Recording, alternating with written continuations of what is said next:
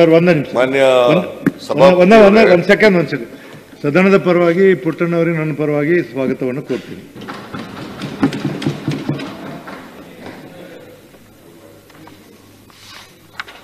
ಮಾನ್ಯ ಸಭಾಪತಿಯವರೇ, 12/2/2024 ಗೌರವಾನ್ವಿತ ರಾಜ್ಯಪಾಲರು ಉಭಯ ಸದನಗಳನ್ನು ಉದ್ದೇಶಿಸಿ ಭಾಷಣ ಮಾಡಿದ್ದಾರೆ. ಸಂಪ್ರದಾಯ ಇರ್ತಕ್ಕಂಥದ್ದು ಮತ್ತೆ ಸಂವಿಧಾನಾತ್ಮಕವಾಗಿ ಕೂಡ ಹೊಸ ವರ್ಷ ಪ್ರಾರಂಭ ಆದಾಗ, ಹೊಸ ವರ್ಷದಲ್ಲಿ ಮೊದಲನೇ ಬಾರಿ ಅಧಿವೇಶನ ಪ್ರಾರಂಭ ಆದಾಗ ನೀವು ಪೋಷಕರಾಗಲು ಕಾಯುತ್ತಿದ್ದೀರಾ? ಚಿಂತಿಸದಿರಿ. ಓಯಾಸಿಸ್ ಫರ್ಟಿಲಿಟಿ 90,000 ದಂಪತಿಗಳ ಜೀವನದಲ್ಲಿ ಸಂತೋಷವನ್ನು ತಂದಿದೆ. 7825893601ಗೆ ಕರೆ ಮಾಡಿ. ಅತ್ಯದ್ಭುತ ರಿಯಾಯಿತಿ ಪಡೆಯಿರಿ ಹಾಗೂ ಎಲ್ಲರಿಗೂ ಗುಡ್ ನ್ಯೂಸ್ ಕೊಡಿ. ಎರಡೂ ಸದನಗಳನ್ನ ಜಂಟಿ ಸದನವನ್ನು ಉದ್ದೇಶಿಸಿ ಭಾಷಣ ಮಾಡತಕ್ಕಂಥದ್ದು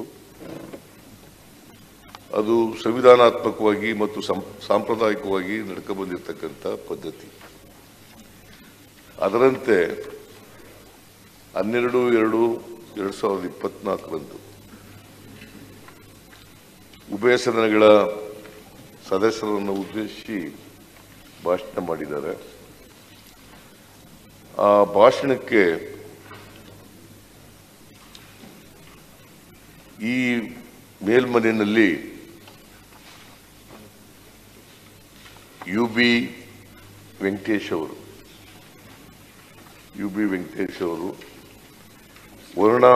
ವಂದನಾ ನಿರ್ಣಯವನ್ನು ಮಂಡಿಸಿದ್ದಾರೆ.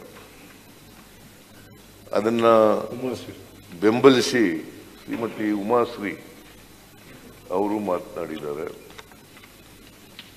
ಇಬ್ಬರೂ ಕೂಡ ಆ ನಿರ್ಣಯವನ್ನು ಬೆಂಬಲಿಸಿ ಮಾತನಾಡಿದ್ದಾರೆ. ಈ ಮನೆಯಲ್ಲಿ ಮಾನ್ಯ ಸದಸ್ಯರುಗಳು ಈ ಕಡೆ JDS ಇಲ್ಲ, ಈಗ ನೀವು ಜೊತೆಲೆ ಸೇರ್ಕೊಬಿಟ್ಟಿದ್ದಾರೆ. ಅದರಿಂದ ಒಂದೇ ಪಕ್ಷ ಒಂದೇ ಅಂತ ಹೇಳ್ಬೋದು.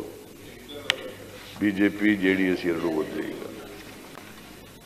BJP JDSನವರು ಮತ್ತು BJPಯವರು ಎಲ್ಲರೂ ಸುಮಾರು 13 ಜನ ಮಾನ್ಯ ಸದಸ್ಯರುಗಳು ಚರ್ಚೆಯಲ್ಲಿ ಭಾಗವಹಿಸಿದ್ದಾರೆ.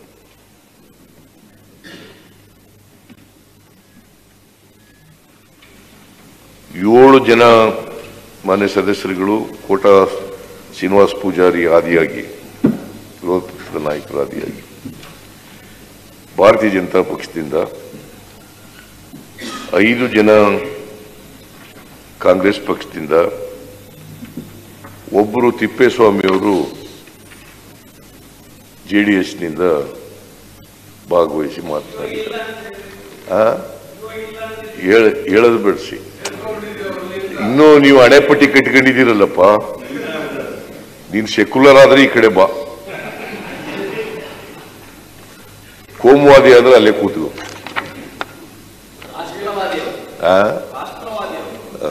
ರಾಷ್ಟ್ರ ಏನ್ ಸ್ವಾತಂತ್ರ್ಯ, ನೀವೇ ರಾಷ್ಟ್ರ ಸ್ವಾತಂತ್ರ್ಯ ಇತ್ತಂಗ್ ಕೊಟ್ಟವ್ರು ಸ್ವಾತಂತ್ರ್ಯನ.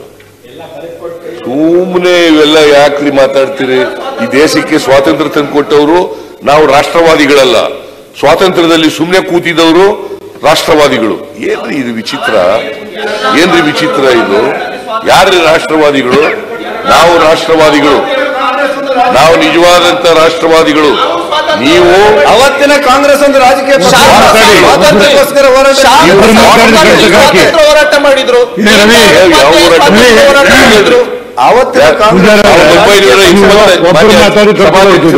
ಒಬ್ಬರು ಮಾತಾಡಿ ಸಭಾಪತಿಯವರು ಒಬ್ಬರು ಮಾತಾಡಿ.